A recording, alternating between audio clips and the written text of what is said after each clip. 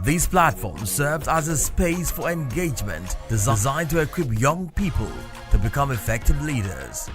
They are actively contributing, creatively engaged, and determined in various fields. And now, this is Take the Lead.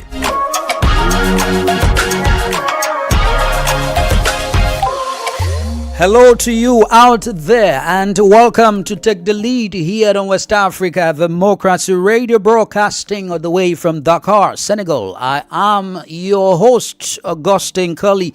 Today we will examine the ripple effects of mental health on young people. So please join us live on 94.9 FM and our online platforms on Facebook, WADR English Service, and on YouTube at WADR. Also send in your comments because we will read them out though in the program. According to the World Health Organization, WHO, globally, 1 in 7 10 to 19 years olds experiences a mental disorder, accounting for 15% of the global burden of disease in this age group. Depression, anxiety, and behavioral disorders are among the leading causes of illness and disability among adolescents. WHO also says that suicide is the third leading cause of death among those aged 15 to 29 years old. The consequences of failing to address adolescent mental health conditions extend to adulthood, impairing both physical and mental health and limiting opportunities to lead fulfilling lives as adults. These are important reasons we have decided to critically discuss this concern and proffer achievable solutions to address the menace.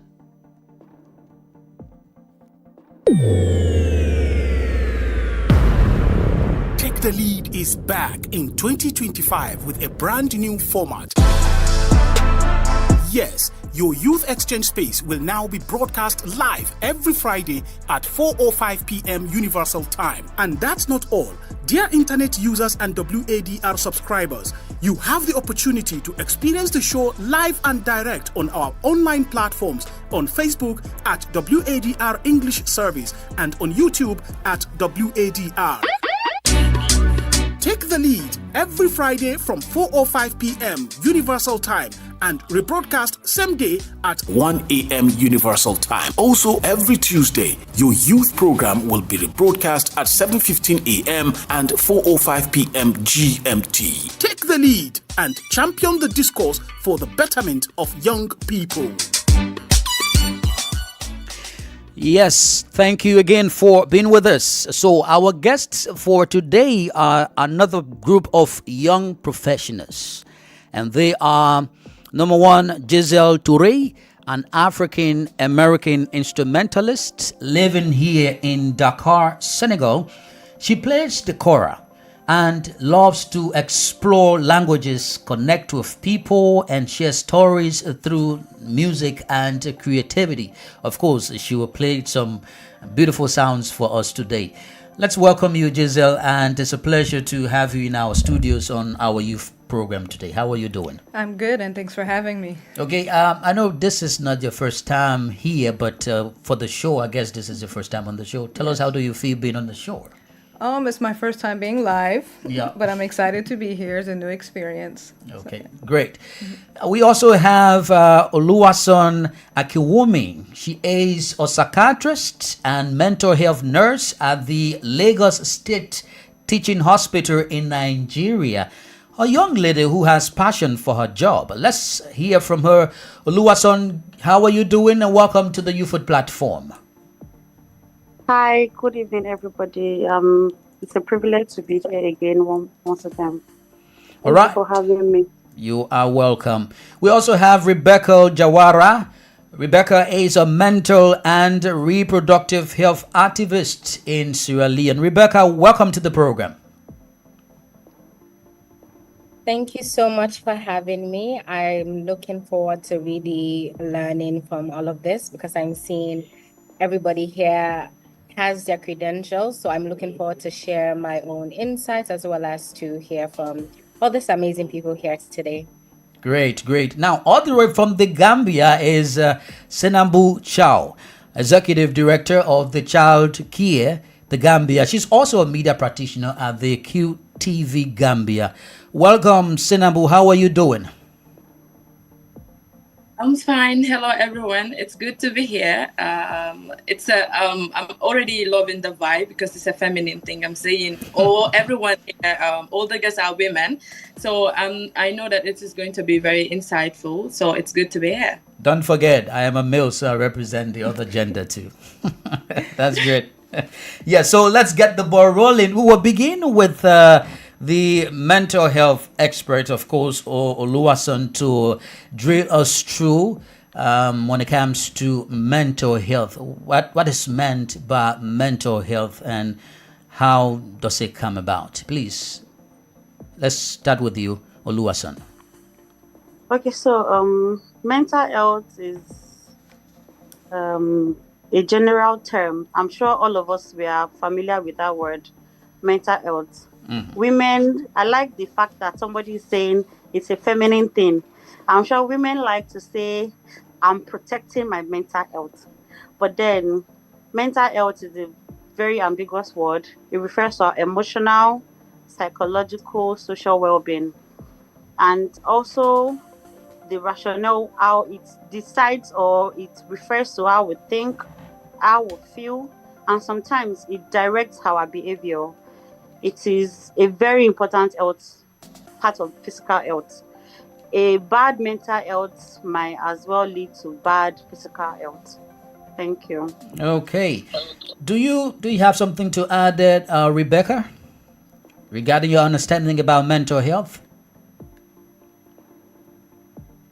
I think what she said, that's it. But generally, what I would like to touch on is that a lot of the time I see people confuse mental health and mental illness.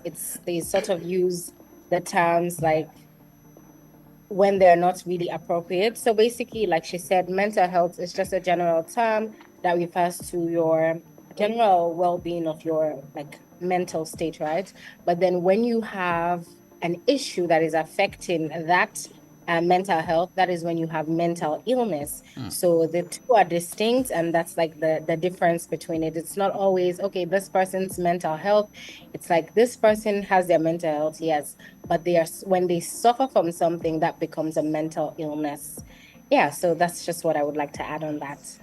Great, great. Now, Giselle, you must have heard about mental health. Sometimes you see some people, they are being referred to as mental health patients.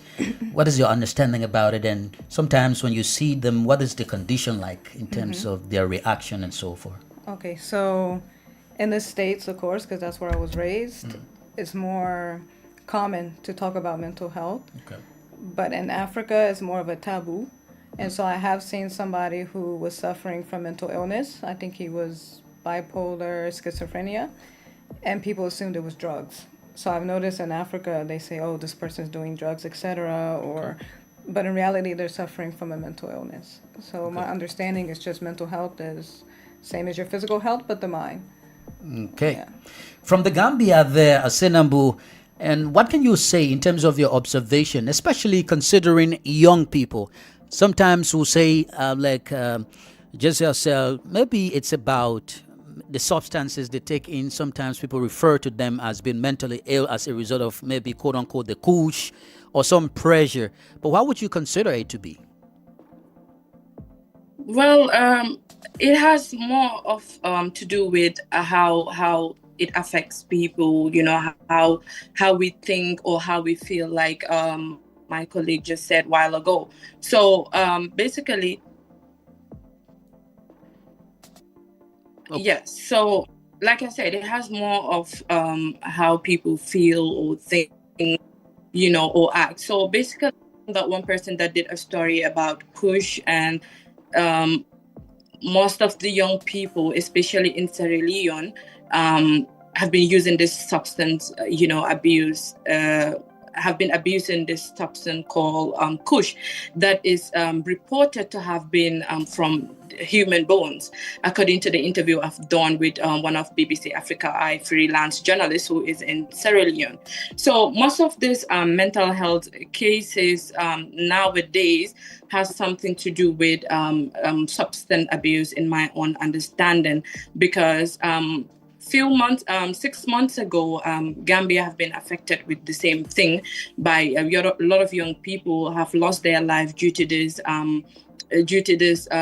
drug called kush. And I did a story, an extensive report on that. And alhamdulillah, as we're speaking now, it has, I'm not saying we have eradicated it, but the number is minimal compared to the number of reported cases that we usually had with kush, and that have also made so many young people to be in the psychiatric hospital, and some lost their life, like I said. But the effect of mental health hasn't just stopped to the people that are affected, but it has something to do with that their environment and families, as well as schools. So, but in most cases, it has something to do with drugs, especially young people nowadays. But it is beyond that, to my own understanding. Great. Now, it is also important to distinguish mental health from mental illness.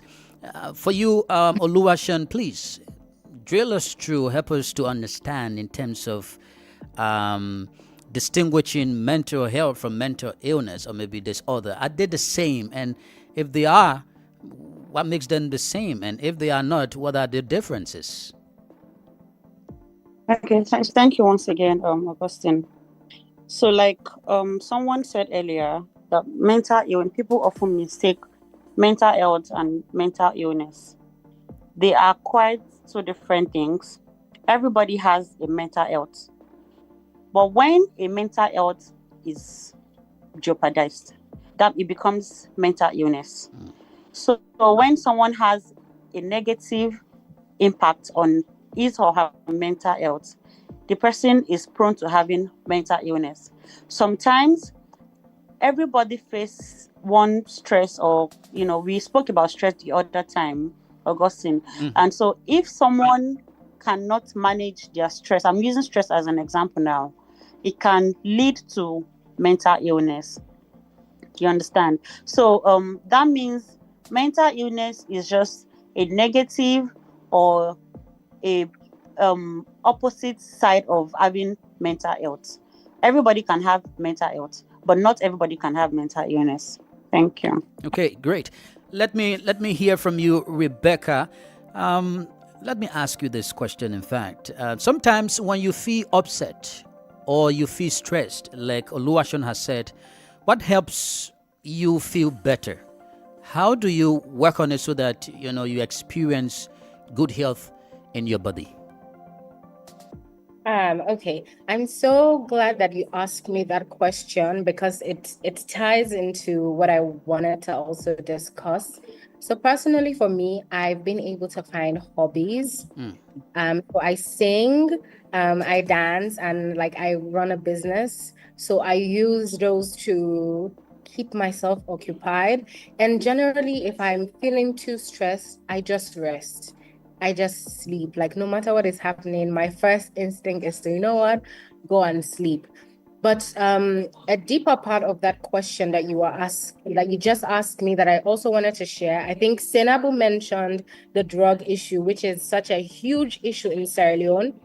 And yes, we're saying this is such a mental tragedy that is happening in the country.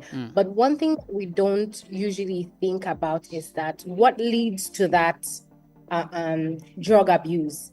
Drug abuse itself is not a mental illness. It's a coping mechanism. That means that before people start to take those drugs, there's something that happens before. It's either they are depressed and they are taking those drugs to escape that depression, or they are unemployed and they are taking that drugs to keep their time. But then just know that the mental illness has started before the drug abuse, and the drug abuse is a result of what they have decided to take on as a coping mechanism. Great. Yes. So Great. basically, that is. All right, Giselle, you have an experience. You said something. Unlike in the United States, people talk about mental health issue. You said like for Africa, it's like a taboo. People don't really talk. Tell us more about your observation. Why you think people don't really talk about these issues that border on human health? Okay, so in the States, I think also the black community in general is a little taboo for them. But in Africa, I think it's just lack of education. I feel like people who suffer from mental illness, they are considered, depression, you're considered lazy. As I said, the person that I knew who was schizophrenic, he was considered a drug addict. And I think at the moment that he was suffering, he wasn't doing any drugs, but nobody believed him. They kind of sent him away and nobody helped him. So I think it's more lack of understanding and lack of education, and then I guess shame. But when it comes to available remedies like services to treat mental health issues and maybe ways to avoid them, so much, what have you seen in Africa? Do you see the resources available? Do you see the infrastructures available to treat these young people? You see prayer and marabu. You know, I don't know how to say marabu in English, like the witch doctors. Yeah, okay. They would rather pray for you than to take you to a psychiatrist or a therapist or get you help. So I don't see the resources. I only have seen the resources that are available to me because I work in an international place. Okay. So I know that with my insurance, I can get these resources if I need it.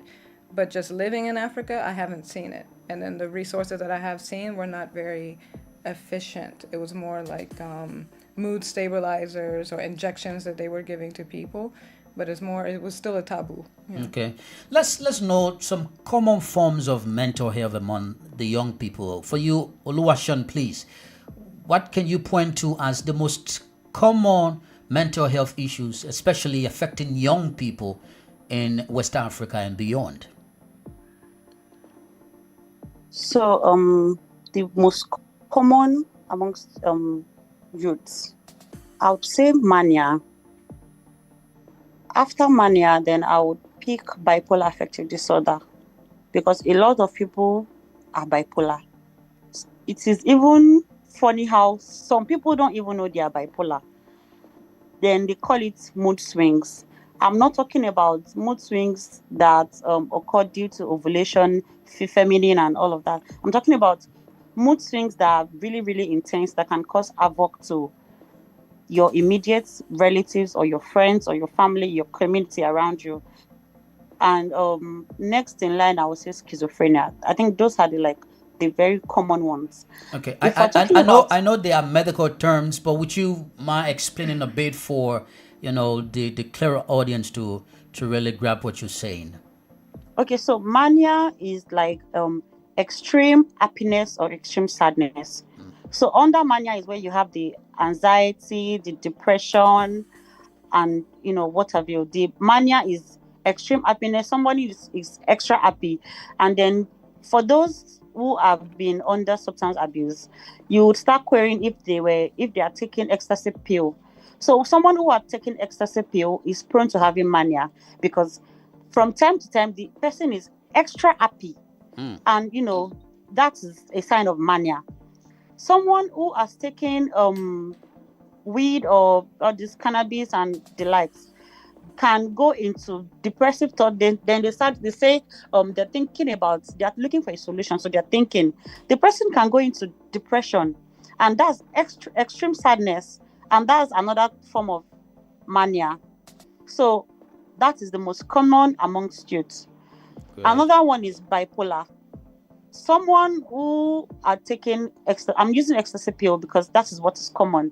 So someone who are taking ecstasy pill is going to have mood swing because after the pill has worn off, the person becomes angry, and he or she is angry about the fact that why is the happiness not continuous? So there's a mood swing. Then you wonder, this person was laughing just now and now they are sad. That is mood swing.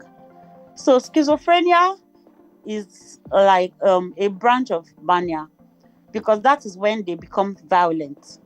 Someone who has mania might not even be violent, but schizophrenia patients, they are violent, they cause havoc, they cause trouble. They are the ones that do the biting, they are the ones that do the running out in the streets. That is plain schizophrenia. Okay. Thank you. Great, Yeah. great. Now, before we take a break, let's just delve into quickly the effects. How really does mental health affect a young person, an adolescent? What would you say more about that? And let's hear from you, Rebecca. You carried out some activism on mental health issues. What would you say to the extent of the effect of mental health on young people? I think the one that I've seen very prevalent would be suicide. A lot of young people are killing themselves, and there is low academic performance as well, which I've seen a lot in my advocacy. Well, I'll just speak for Sierra Leone here because that is what I know of. So there's suicide, there's decline in academic performance, and then there's just basically loss of their social life.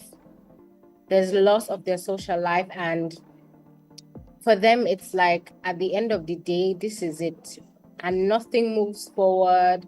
They sever ties with their family members, they cut off friends, and they are just isolated and just there, and time is passing by and their lives are not moving. So for me, I think those are the effects that I see mostly here in Sierra Leone. Okay. Senabu, do you have something to add about the effects, especially from the angle of young people in the Gambia?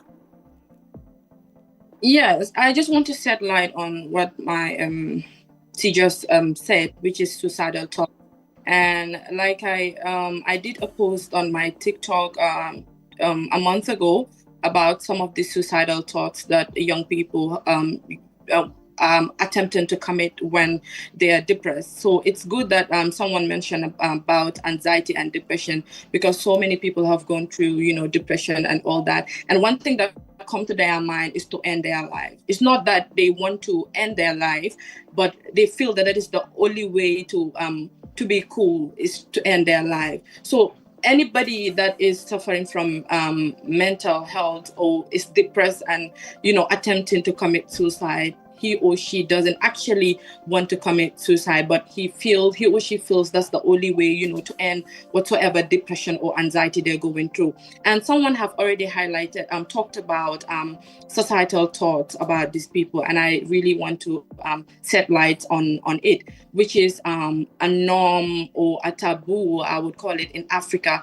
for people to really talk about issues. Like, for example, when you have mood swings or at some point you're going through anxiety or depression, like people tend to isolate themselves. They'll be like, okay, today this person is in another mood. Maybe, for example, in a local time, they'll be like, okay, Jine, maybe he's going through some, rudeness, or this person has woke up with a moody attitude. Let's just leave her or him be, actually. So people don't call you, they don't come talk to you.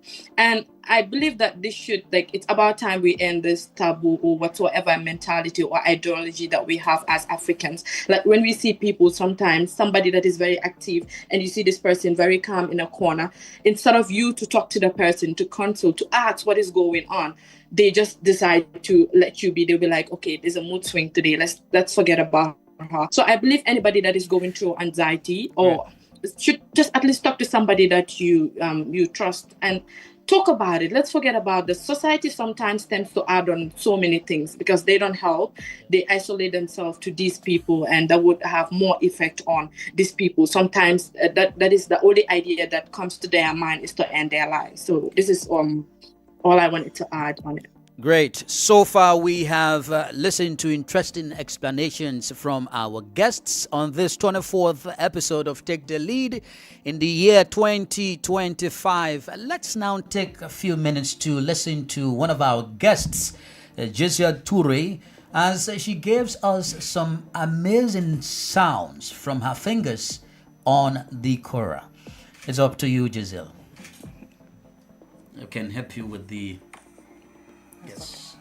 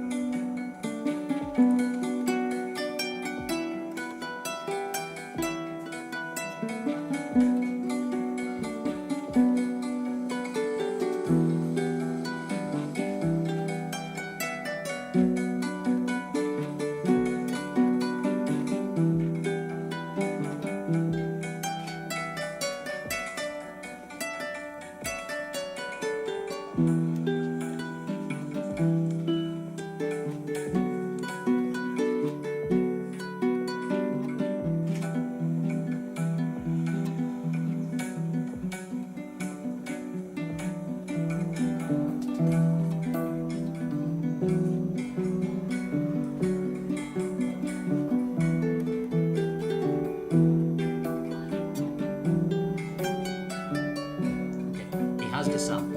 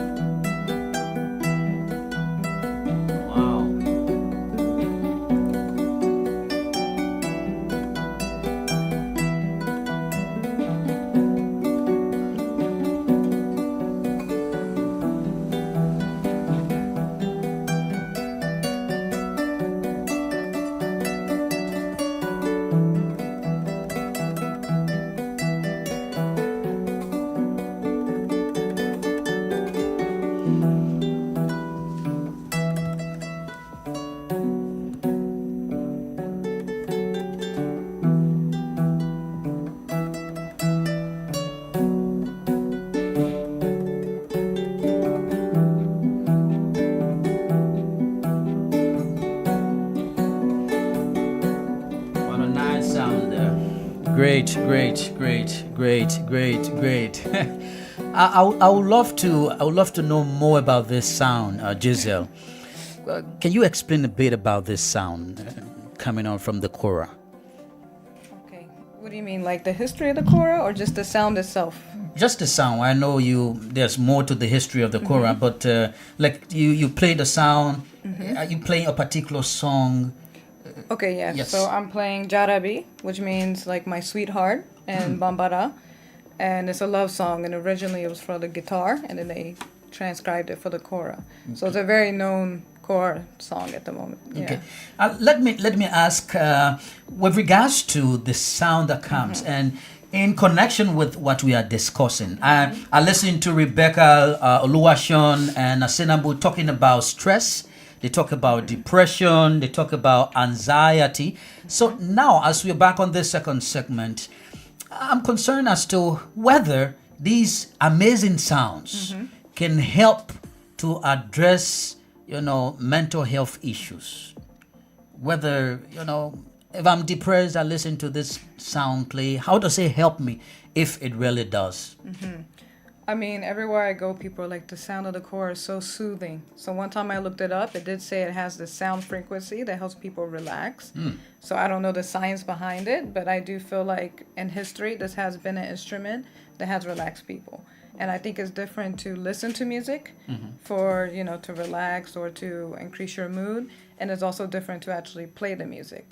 Because for me, it's like a way to turn off and to focus on something else rather than the day-to-day life. And it's also a form of self-expression compared to if I want to listen to a song because I want to get ready for the day, so I want a song that's exciting, compared to just relaxing and playing something and having my mind focused on something other than everything else that happened today. Great. Thanks to Giselle Toure for giving us some beautiful sounds from the Kora.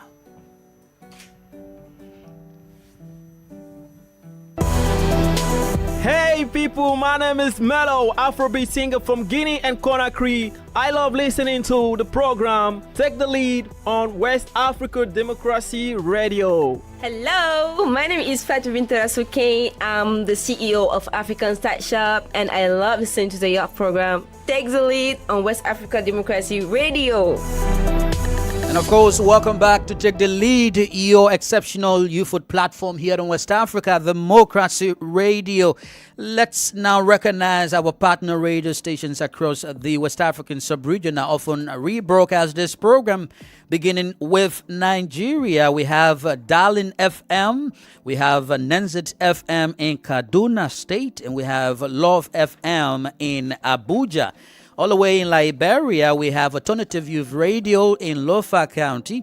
We have DCN Radio in Riverside County. We have Kwatika Radio in Banga, Bone County. Traveling to Sierra Leone, we have our partner radio station African Young Voices there in Freetown. We have Radio Baf there in Mal. We have Hands of Hope in Freetown. Of course, we have Eastern Radio in Kono District. Now, to Ghana, we have Radio Path in the Savannah region. We have Royals FM. And in the Gambia, we have Numi FM as well as Radio Veritas. Those are our partner radio stations that often rebroadcast this program. So when you are there, just certainly know that you will listen to a rebroadcast of this program. Now, let's come back quickly as we wrap up, but I would love to get your reactions, especially Oluwaseun. Tell us, like I asked Giselle, can a music like this wonderful sound that we heard from her, can it help to address mental health issue?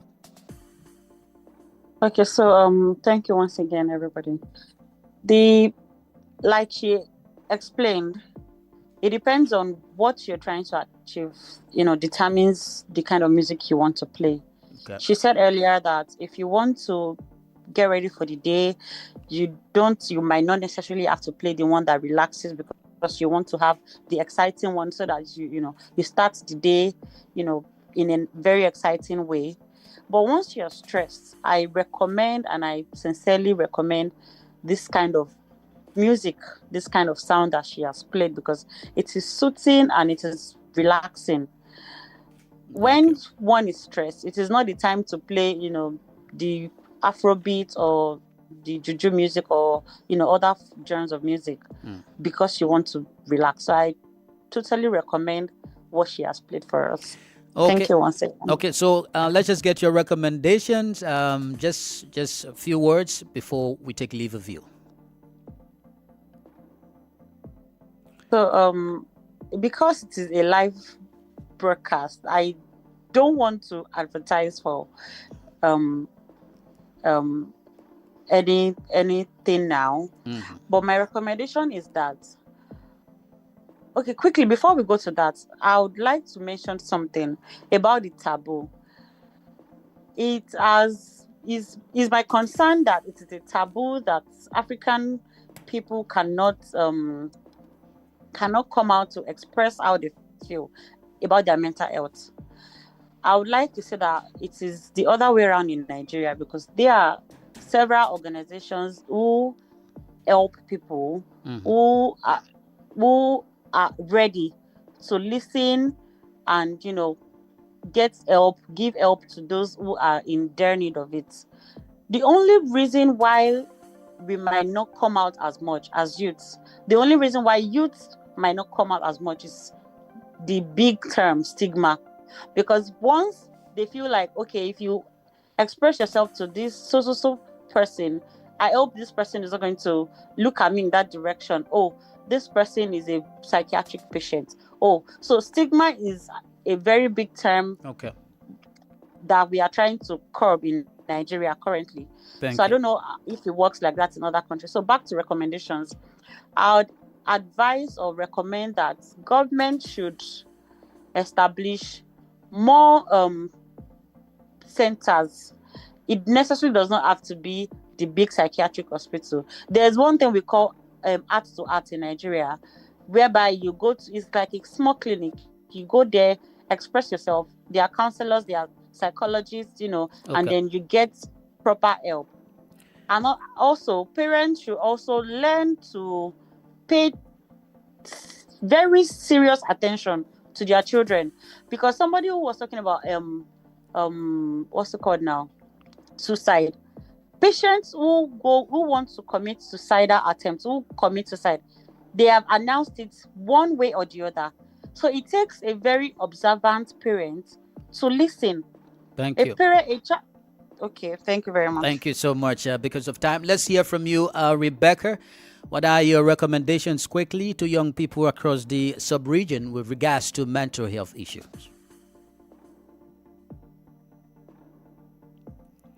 I think a lot of what she has said, generally, I think young people should take advantage of the resources that are available. Yes, the resources are not much, but then even the ones that are available, young people are not taking advantage of them. So I would implore that young people start to take advantage of these opportunities, talk about mental health a lot, do their own research, and try to use AI and so many other tools that are out there today, technology, to really help themselves and other young people around them. Great. Sinambu, please, what are your recommendations? Well, I talked about it earlier that mental health has extended beyond individuals. It has it has went to families as well as communities. So I believe social media also have both negative and positive impact, but because most of these people have suffered one way or the other kind of cyberbullying in the internet, and that is another form or form of how will I put this? Another way of putting people into depression or anxiety, but it also have a positive impact as well, because there should be more campaigns going on, sensitization about mental health. We should make best use of the social media to talk about mental health and all that, as well as communities and government. There should be more rehab centers, so that people that are kind of depressed or having anxiety can visit and talk to somebody, a therapist or whatsoever that will console them and all that. Communities also have a role to play. So I believe that communities shouldn't push away people that are kind of, depressed or anxiety. Or let me use mental health in general. They should talk to them, bring them, closer to themselves so that they can feel safe and they can find, the environment very peaceful. So I think with this, it would really help when it comes to and the effects of mental health, and will at least reduce it. Thank you. Thank you. Now to you, Giselle, please, from your own observation, what would you recommend to governments, community leaders, and the young people regarding mental health issues? I think to be the example, especially, for example, these ladies are experts, so they're in a position to lead and spread the word. And I think it's also up to the government to put the information out there, make it easier for people to find the resources. and not to shame those around them, even in their own family and communities. Okay. It was a pleasure hosting you on the show today. We hope to have you another time. Oh, thank you. Inshallah. Thank you, Rebecca. Thank you, Oluwaseun and Sinabu, for being our guests today as well. We hope to have you guys on another edition. Thank you so kindly. Well, listeners and viewers, that's how we conclude this edition of Take the Lead here in West Africa, Democracy Radio, broadcasting from Dakar, Senegal. My heartfelt appreciations to all of you. And please join us next Friday for another live episode of this program. Remember to take the lead in shaping the discourse for the betterment of young people in Africa. I am Augustine Curley. Goodbye for now. We thank you for listening to this program in Nigeria on Darling FM 107.3 Owerri, Southeast. We thank our listeners in Liberia on Alternative Youth Radio 98.9 FM.